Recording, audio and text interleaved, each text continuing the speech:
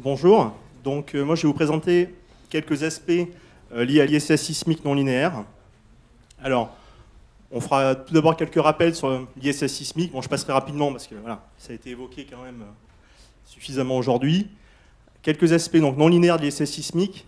Rappelez, le séisme, c'est avant tout une histoire de déplacement et voir ce que ça implique.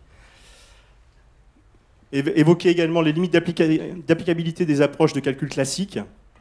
Et puis évoquer au travers différents cas, justement, que parfois certaines non-linéarités de l'interface sol-structure peuvent avoir une influence non négligeable sur la réponse de l'ouvrage, et puis éventuellement que ça peut devenir aussi un principe de conception. Donc notamment en étudiant alors tout d'abord un cas de décollement de semelles de fondation de bâtiments sous séisme, un cas de glissement de bâtiment, la réponse d'un bâtiment fortement enterré, la réponse d'un bâtiment sur pieux, et enfin pour un exemple de pushover d'un bâtiment en prenant en compte le sol. Bon alors, voilà, je vais passer rapidement, effectivement. Les efforts sismiques au niveau des fondations, effectivement, dépendent de la réponse de l'ouvrage en tenant compte de l'ISS, avec une approche classique, je dirais, qui définit voilà, la partie interaction cinématique. Effectivement, voilà, en quoi les fondations du bâtiment modifient la propagation des ondes. Après, prise en compte des impédances de la fondation et analyse de la réponse inertielle de l'ouvrage qui se traduit par des efforts sismiques appliqués à la fondation. Donc ça, c'est l'approche classique, découplée.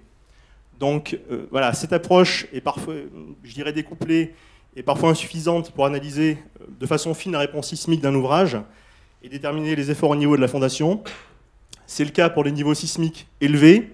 Ça peut être le cas pour des conditions particulières, telles que voilà, des ouvrages enterrés, des ouvrages en interaction, des ouvrages de fondation profonde, pour des conditions de sol médiocres.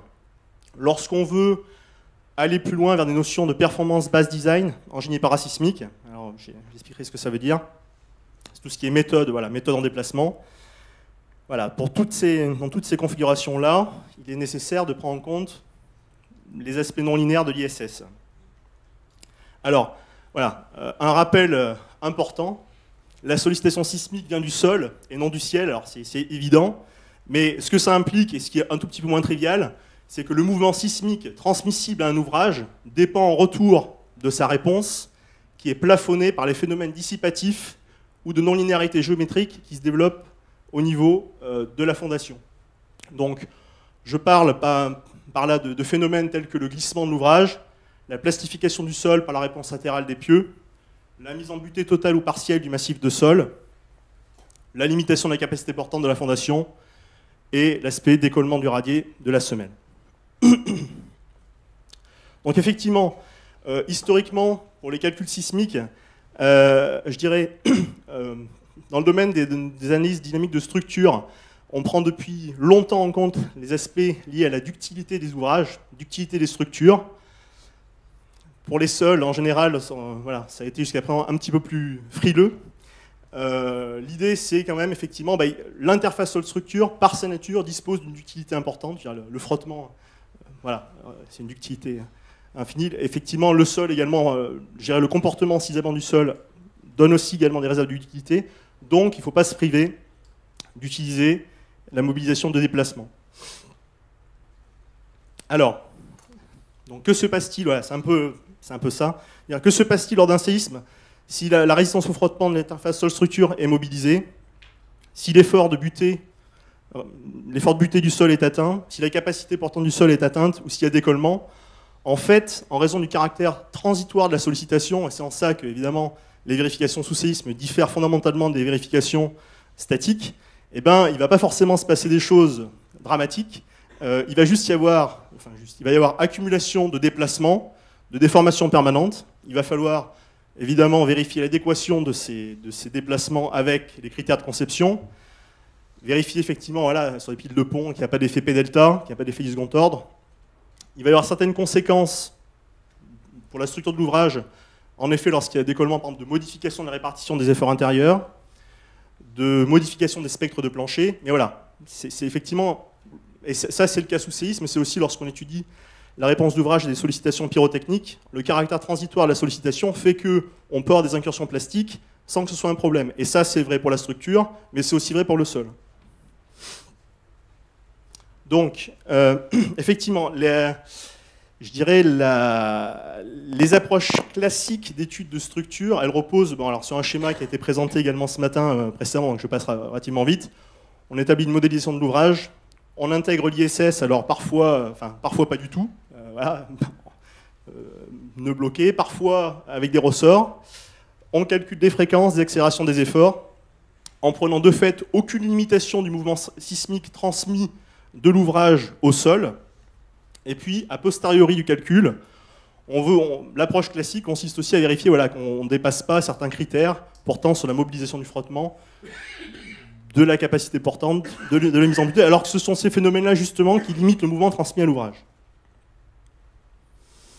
Donc effectivement, dans un contexte de niveau sismique élevé, il n'est pas étonnant qu'avec des approches classiques, on arrive effectivement à une limite dans la mesure où on évalue les efforts sur la base d'une approche élastique, ou quasi élastique, et puis après on vérifie au niveau du système de fondation que le critère de résistance est satisfait. Donc dans ces cas-là, alors ça c'est la première chose, et par ailleurs effectivement ces mêmes méthodes, elles ne sont pas forcément très robustes pour évaluer elles ne sont pas très efficaces pour évaluer la robustesse d'un ouvrage, dans la mesure effectivement où la question qu'il faut se poser c'est est-ce que on se heurte à une limite de la méthode de calcul ou est-ce qu'on se heurte à une problématique de dimensionnement réel, dans la mesure où il y a un écart entre la façon dont on évalue les efforts qui n'est pas cohérente avec les vérifications qu'on fait derrière.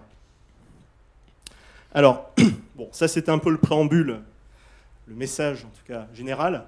Je vais l'illustrer sur différents cas. Alors, le premier cas, c'est un ouvrage très élancé. Bon, c'est des cas un peu, on va dire, créés pour l'occasion, mais enfin bon, qui peuvent exister. Un ouvrage très élancé, donc qui fait 40 mètres de haut, 10 mètres de large, fondé sur semelle, sur un bon sol, un sol raide. Avec différents cas où le sol peut être soit élastique, soit élastoplastique, mais avec une interface où il peut y avoir décollement et frottement. Voilà. On soumet alors là, j'ai pris effectivement un spectre type EUR 0,20, un peu dérivé nucléaire, 0,25G, considéré appliqué, je dirais déconvolué au rocher à moins 40 mètres, à la frontière inférieure du modèle, qui est appliqué. On réalise le calcul en transitoire de la réponse de l'ouvrage, avec différentes configurations d'interface sol-structure.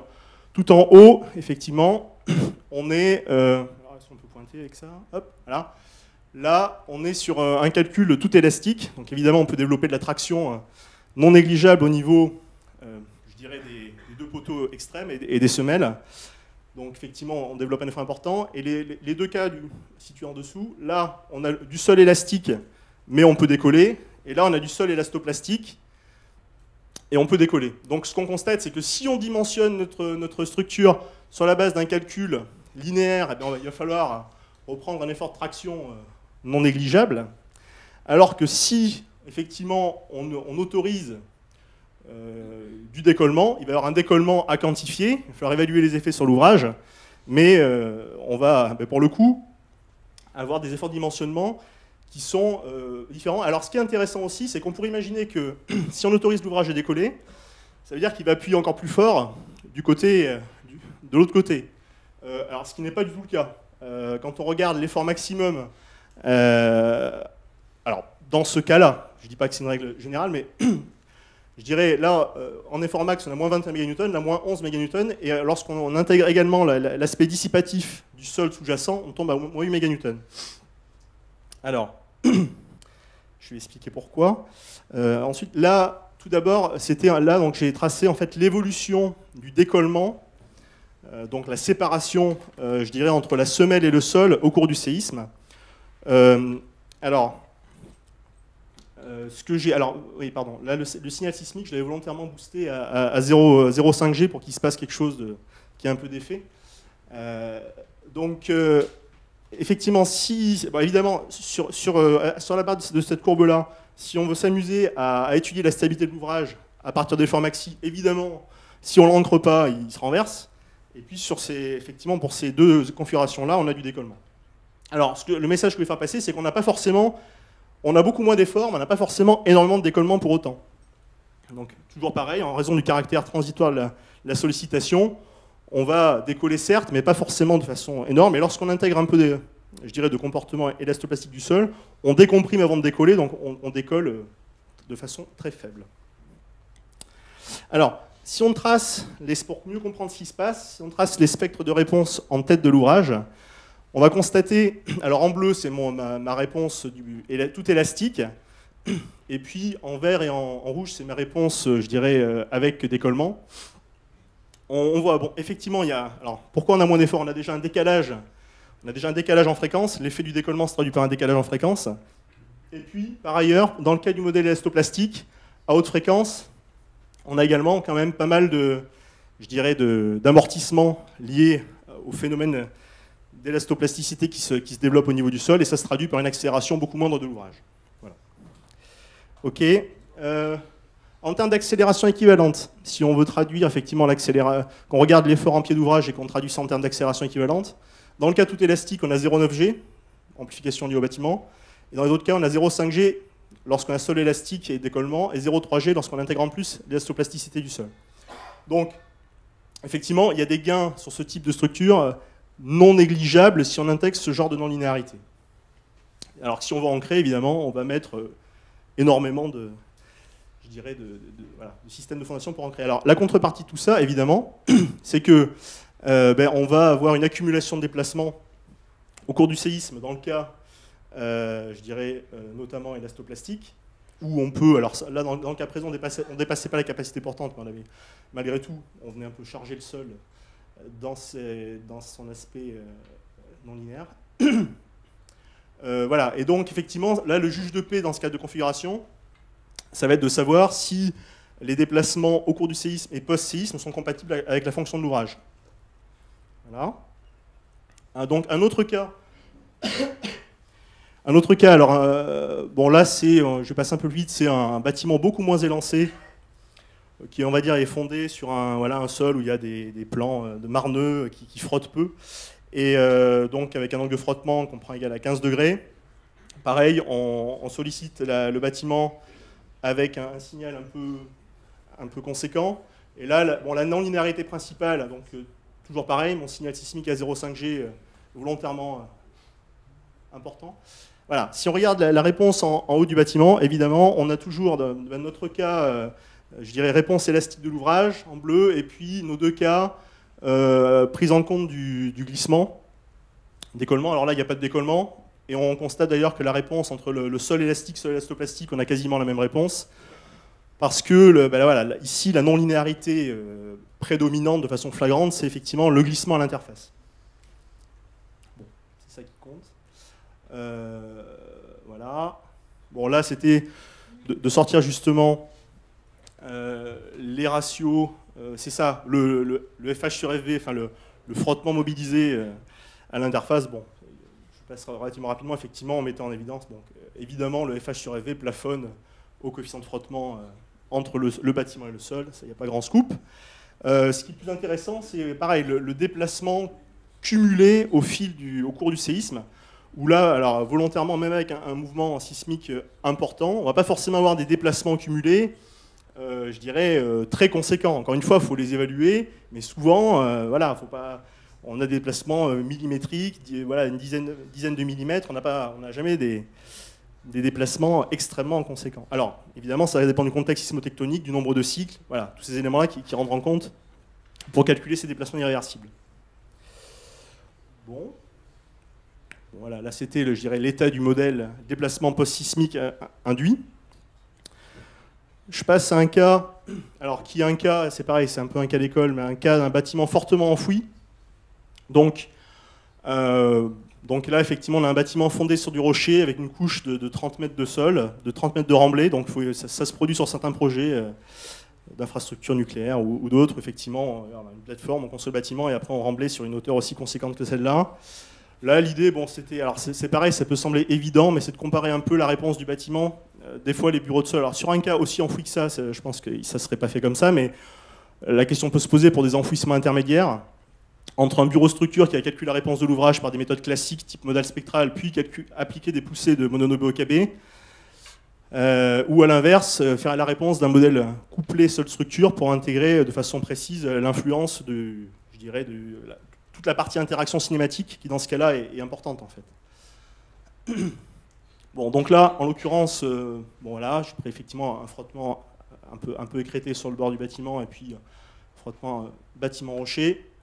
Toujours le même modèle. Alors là, d'abord, j'ai fait à 0,25 G pour sortir des spectres à différents points de l'ouvrage, donc à l'interface sol-rocher, à moins 20 mètres et à plus 10.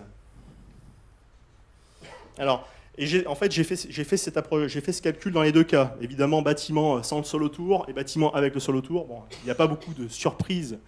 Il y a évidemment des différences très importantes. Le bâtiment sans le sol autour est beaucoup plus accéléré. Ça, c'est ce qu'on peut voir là. Voilà, en pointillé. Et puis, le bâtiment avec le sol autour est accéléré de façon beaucoup plus modeste, avec un profil d'accélération, d'ailleurs, le long de l'ouvrage qui n'est pas trivial. On pourra voir pourquoi. Puisqu'on a des accélérations aux différents niveaux, accélération maximale donc, qui correspond à la PGA du spectre de l'ordre de 0,2-0,3 G. Voilà. Quand pour le même signal au rocher, je dirais incident, on a une réponse du bâtiment non enterré, évidemment, de façon qui est beaucoup plus importante. Bon, ça c'était, je me suis amusé à tracer un peu les spectres de réponse sur la colonne de sol un peu loin de l'ouvrage. Voilà. Ce qui était juste intéressant, alors quand on fait un calcul VS sur 4H pour calculer la fréquence fondamentale de la couche de sol, on tombe sur à peu près 2,5 Hz. Et puis un second mode autour de 5 Hz. Il se trouve que la fréquence du bâtiment enfoui, enfin la fréquence lorsque le sol n'est pas autour du bâtiment, c'est autour de 5 Hz aussi. Donc je dirais il y a la fréquence propre fondamentale du bâtiment qui tombe, qui est couplée avec la deuxième fréquence de réponse de la couche de sol, ce qui peut expliquer je dirais ce profil d'accélération qui n'est pas celui qu'on peut attendre d'un quart d'onde. Bon. Là, c'était l'évolution des poussées de sol, enfin des efforts sur le modèle avec enfouissement. On calcule en transitoire les poussées de sol au cours du séisme, à droite, à gauche et sous le radier. Notamment, alors, ça sert à plusieurs choses, dimensionner les structures, mais aussi également effectivement étudier la stabilité globale de l'ouvrage. Si on compare un peu les efforts qu'on peut calculer par une approche, voilà, là je fais mon calcul du bâtiment sans le sol autour, je calcule mon Mononobe Okabe, je prends un petit peu de butée pour essayer d'étudier la stabilité de mon ouvrage, et puis je fais un calcul avec enfouissement qui intègre ces aspects-là de façon, je dirais, explicite avec modélisation du sol.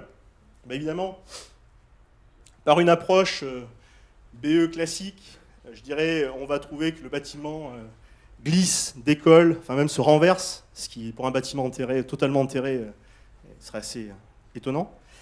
Et puis, inversement, effectivement, lorsqu'on intègre évidemment l'enfouissement de façon explicite, eh bien, on a des sollicitations qui sont beaucoup plus modestes, et je dirais un équilibre. Le bâtiment est plus soumis à des déplacements, car la problématique de stabilité d'un bâtiment enterré, on peut dire qu'elle n'a pas de sens.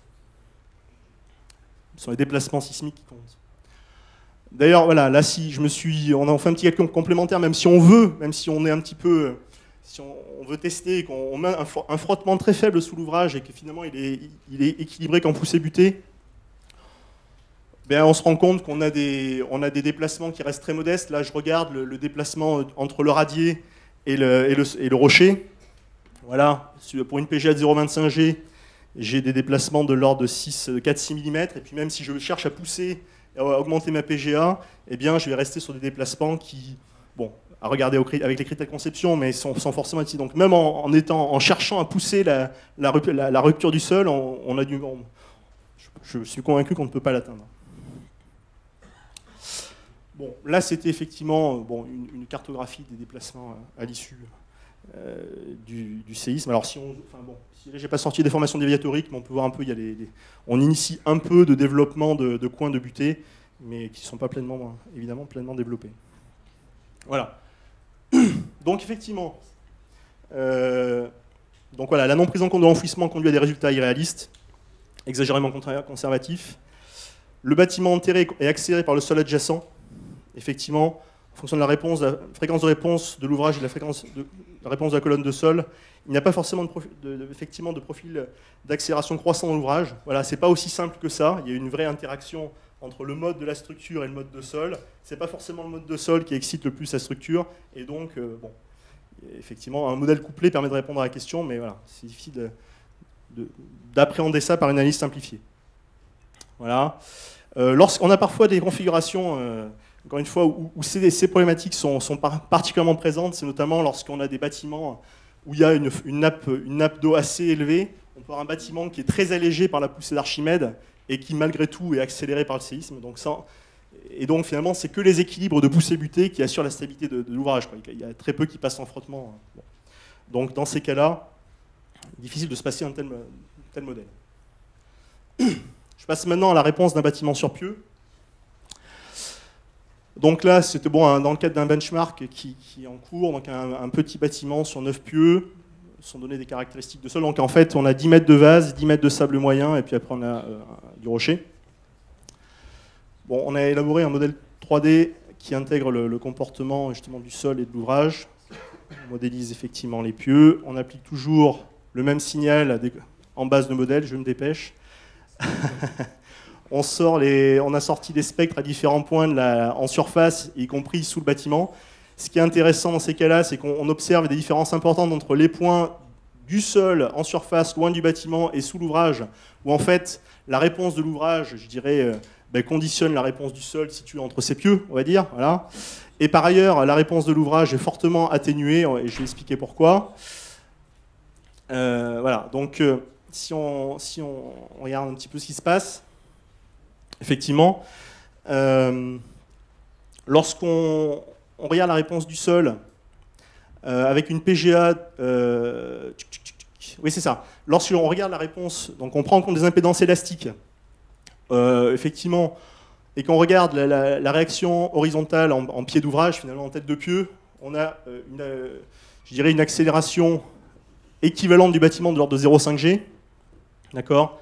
Alors que si on intègre, je dirais, le fait qu'il y a les pieux mobilisent la réaction frontale, et ben en mobilisant la réaction frontale, le bâtiment ne peut pas être accéléré au-delà de l'accélération qui conduit à cette pleine mobilisation de la réaction frontale. Du coup, le bâtiment est accéléré qu'à 0,16 G. Donc, il y a des différences très conséquentes entre un modèle qui ne plafonne pas en PY, donc c'est le cas, voilà, MIS, SACI, c'est des modèles tout élastiques qui ne plafonnent pas en PY, donc où on peut atteindre 0,5 G, alors que si on intégrait ce fonctionnement PY, il plafonnerait à 0,16 dans ce cas-là. Voilà. Là, alors ce que disait quelqu'un ce matin, mais je crois qu'il n'est plus là, c'est qu'effectivement, pour un bâtiment sur pieux, ce qui est encore plus flagrant aussi, c'est l'aspect, je dirais, effort de traction-compression dans le pieu. Donc en l'occurrence, sur la base du modèle élastique, là, on trouve des efforts de traction non négligeables dans les pieux, alors que de fait, c'est évident, en limitant beaucoup l'accélération horizontale, de fait, là, les pieux restent en compression, quoi. Donc c'est pareil, en termes de dimensionnement, c'est quand même pas la même chose. Voilà. Autre phénomène intéressant, vu qu'à 0,25 G, avec cette couche de vase, les pieux sont déjà sur leur palier plastique PY, même si j'augmente mon mouvement sismique x2, donc je passe de 0,25 G à 0,5 G, en fait, mon bâtiment est pas du tout accéléré dans la même proportion, parce qu'il ne peut pas être plus accéléré.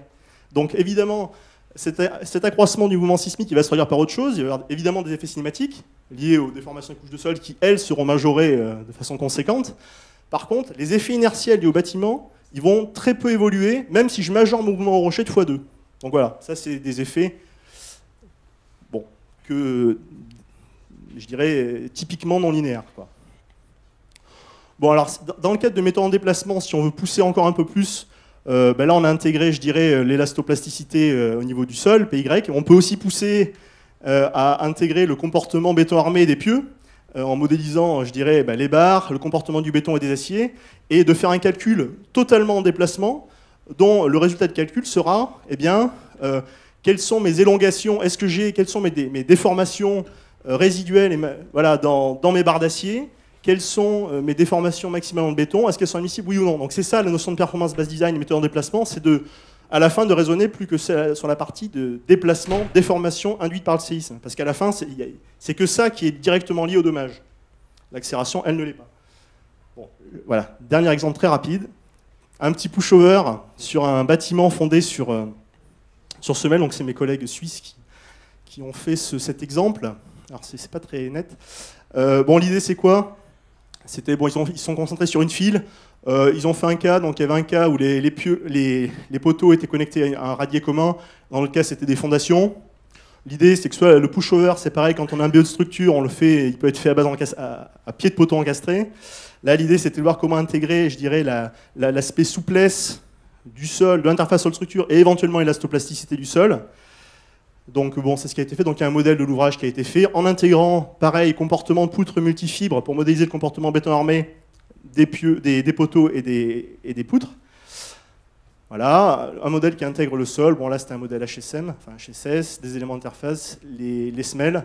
On fait un pushover, donc effectivement, méthode pushover, je ne vais pas rentrer dans le détail, un chargement latéral qui est appliqué à la structure. On construit une courbe de capacité du système de la structure. On traduit ça en termes de système 1D équivalent. Et puis on détermine le point de fonctionnement qui est la réponse du système pour le niveau de séisme considéré. Et on regarde les élongations, pareil, mais c'est une méthode en déplacement. On regarde les élongations des matériaux pour ce point de fonctionnement. Bon, alors là, c'est pareil, on peut évaluer là, un peu son interaction entre semelles. Donc là, effectivement, c'était en gros de dire, lorsqu'on est encastré en pied, bon, évidemment, on a un peu moins de déplacement. Par contre, on a un moment en pied de poteau qui est 482 dans ce cas-là. Alors que si on intègre la souplesse du sol, le décollement de la semelle, et puis bon, de fait, il y a un petit peu d'interaction, on a effectivement des moments en pied distribués différemment, puisque le moment max n'est plus au contact avec la semelle, mais en haut du premier poteau, et des moments plus faibles. Voilà. Et puis là, c'est la comparaison entre l'ouvrage fondé sur un radier commun et là fondé sur des semelles, sur des langrines. Bon, évidemment, sur un radier commun, on retrouvait l'encastrement, il y avait très peu d'influence de l'ISS. Et là, sur les semelles, il y en avait évidemment un peu plus. Voilà. Donc, conclusion. Il ne faut pas oublier que le dommage induit par un séisme est caractérisé par les déplacements et non par les forces et les accélérations. Ça, c'est fondamental. Les approches usuelles de dimensionnement reposent encore essentiellement sur une évaluation des fréquences, des accélérations et des efforts, sur la base d'un modèle ISS élastique. Il ne faut pas oublier que le séisme vient du sol et que le mouvement sismique transmis à l'ouvrage dépend en retour de la réponse de l'ouvrage et est plafonné par une non-linéarité, que ce soit matériaux ou géométrique. Que lorsqu'on évalue les déformations, déplacements d'un ouvrage, évidemment, ça nécessite des méthodes un peu élaborées. Ces méthodes élaborées, bon, évidemment, il faut avoir les bons essais pour bien les caler. Donc effectivement, la prise en compte de ces non-linéarités permet de plafonner et de limiter l'action sismique transmise à l'ouvrage. Donc voilà, on peut limiter l'action sismique via des méthodes d'amélioration de sol ou de modification de sol. L'aspect, je dirais, interface sol-structure est aussi évidemment une façon. Voilà, il y a des façons de plafonner aussi l'action sismique à ce niveau-là, c'est clair. L'idée aussi, c'est qu'effectivement, on tire parti depuis longtemps de la ductilité des structures. Alors pourquoi ne pas tirer parti de la ductilité du sol? Bon. Donc effectivement, ça c'est un point important. Alors voilà, évidemment, pour faire tout ça, quand on utilise des modèles avancés qui intègrent l'aspect élastoplastique cyclique des sols, évidemment qu'il faut suffisamment d'essais pour caler les modèles et faire, pousser les essais pour pouvoir caler ces modèles. Ça c'est clair. Moi aussi, ce travail-là m'a questionné un peu sur, je dirais, il faut bien distinguer encore une fois entre ce qui est la limite de validité d'un calcul et puis une problématique réelle de conception. Parce qu'effectivement, trop souvent, on peut conclure effectivement au fait qu'une conception n'est pas apte, parfois parce que c'est la méthode qui plafonne et pas parce que c'est vraiment l'ouvrage qui plafonne. Voilà. Et puis effectivement, encore une fois, parce que pour conclure, c'était un petit peu ça, c'était de dire, voilà, la ductilité des sols ou de l'interface sol-structure, bon, ça peut être quelque chose qui est subi, mais ça peut aussi devenir un principe de conception, quoi. Effectivement, réfléchir à des interfaces pour limiter l'action sismique transmise à l'ouvrage, parce que ça peut être très intéressant. C'est-à-dire que vous pouvez avoir une interface, si vous la plafonnez en frottement, quel que soit le niveau sismique, elle ne transmettra pas plus que ce qu'elle peut transmettre, quoi. Donc ça, c'est évident, mais bon, on l'utilise peut-être pas assez. Bon, isoler son parasite par décollement, pourquoi pas. Bon, ça a d'autres effets dans la structure. Et voilà, donc après, il y a, à mon avis, des pistes sur réfléchir sur des interfaces sol-structure un peu plus élaborées, ou des contacts radiés, pré-radiés, qui permettent de limiter le mouvement sismique transmis du sol à la structure. Voilà, je termine. Merci beaucoup Mathieu.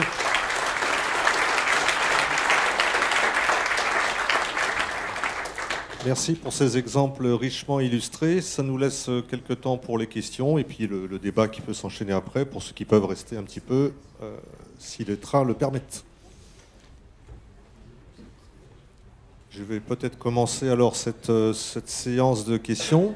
Est-ce que tu peux nous préciser, Mathieu, ce qui nous est relativement permis de faire d'un point de vue réglementaire sur ces approches ? Non, bien sûr, parce que c'est très intéressant, voir un peu les limites aujourd'hui un petit peu autorisées. Bah effectivement, aujourd'hui, justement, d'un point de vue réglementaire, on n'aime pas la ductilité, on n'aime pas trop prendre en compte de coefficient de comportement lorsqu'on étudie, pour les fondations. Ça, c'est clair qu'aujourd'hui, l'aspect réglementaire, je dirais, sauf s'il y a d'autres avis dans la salle, mais est clairement quelque chose qui limite un peu le recours à ce type d'approche lorsqu'on parle effectivement de recours à la ductilité des sols sous séisme. Mais bon, je serais ravi que quelqu'un me dise ce qui empêche d'aller dans ce type de direction, quoi. Merci. Une autre suggestion ? Oui, Benoît ? Oui, c'est peut-être une question idiote, mais j'aimerais qu'on m'explique comment ça se passe quand il y a décollement. Parce que quand il y a décollement, il y a soulèvement de la semelle, mais ensuite elle retombe. Oui. Donc il y a un choc terrible. Terrible. Terrible. Tout dépend du sol. Mais encore une fois, alors hop, j'y reviens dessus. Terrible, le mot est un peu dur peut-être. Est-ce qu'on maîtrise vraiment la situation, quoi ? Alors, hop. Voilà. Donc effectivement, il y a un choc terrible. Là, moi, sous une PGA de 0,5G, il a décollé de 9 mm. Bon, c'est vrai. Effectivement, il va redescendre. Alors ça, c'est sur la base d'un modèle purement élastique. En fait, il y a un décollement. Et tout d'abord, il y a déjà une décompression du sol avant de décoller. Donc déjà, là, dans le cas présent, bon, ce qu'on voit, même avec une PGA très forte, et lorsqu'on intègre un comportement un peu plus réaliste de l'ouvrage, on décolle certes, mais... avant de vraiment décoller, souvent le décollement ça fait peur parce que voilà, on trouve de la traction dans des éléments, on se dit voilà, ça décolle, mais après effectivement de combien ça décolle, effectivement si ça décolle de 10 cm, on peut imaginer que les conséquences sont plus difficiles lorsqu'on redescend. Bon, ça c'est clair. Donc effectivement déjà il faut bien évaluer de quoi on parle en termes de décollement, quoi. Et souvent, les décollements ne sont pas forcément très importants et ils soulagent beaucoup malgré tout. Après, effectivement, l'impact que ça a, par contre, notamment sur des équipements, alors est-ce qu'on le voit un peu ?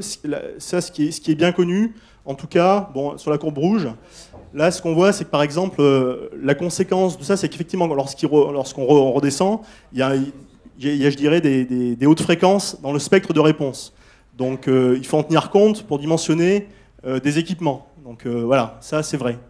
Ça génère d'autres fréquences dans l'ouvrage. Bon, mais après, je dirais, tout ça doit être quantifié. Effectivement, il y a des analyses, sur toutes ces problématiques non linéaires, je ne l'ai peut-être pas dit, mais j'avais écrit, évidemment qu'il faut faire des analyses de sensibilité, parce que voilà, encore une fois, c'est pas parce, comment dire, il faut distinguer l'angle de frottement qu'on prend pour évaluer la résistance de l'angle de frottement.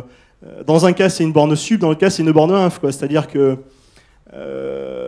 on ne peut pas se contenter d'un calcul, quoi. Il faut un petit peu voir où on va en faisant des fourchettes et voir un petit peu quelle est la sensibilité des résultats, évidemment, aux hypothèses qu'on prend.